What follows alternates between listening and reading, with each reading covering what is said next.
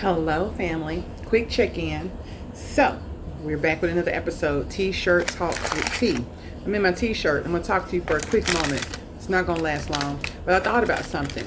So we were talking about my Africa travels, right?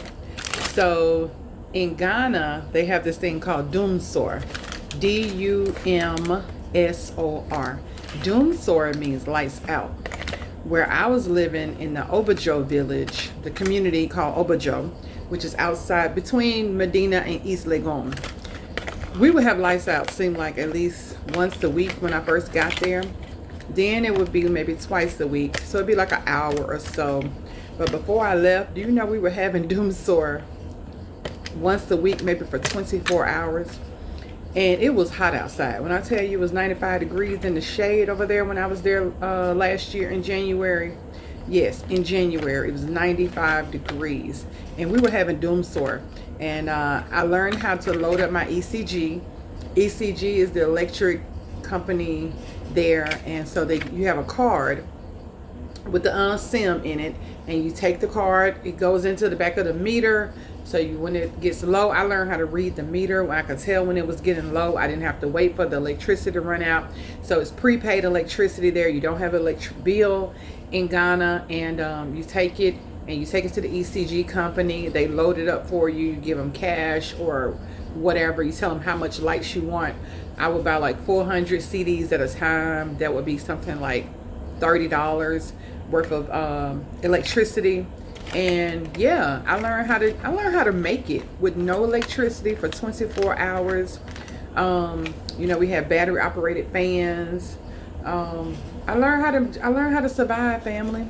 When the water would go out, we would have water outages, and I would take bucket baths. So I don't know if I would share that with you all on this channel, but this is episode 2 of T-shirt Talks with T. I just thought I'd tell you all a little bit about lights out, Dumsor in Ghana. Lights out equals Dumsor. And yeah, they call it different things. Load shedding in some countries. I think South Africa, they call it load shedding. Kenya, I've only had lights out once, and that was like the week before I left, and I had been there like a month and a half. But I was in Ghana for about 3 months, and it was different areas. Every area wouldn't have it, or they would do one area this day, another area this day, because you got to think it's a lot of us moving there. The country is expanding, it's growing, and the grid is not keeping up with the power grid is not keeping up with the amount of people and construction and the building that's going on. So I was prepared for this. I'm from Mississippi. We've had lights out before during Katrina and different storms and stuff like that. So I was ready for lights out. I took bucket baths when we didn't have any water. You keep buckets ready, 5-gallon buckets, maybe about 3 of them.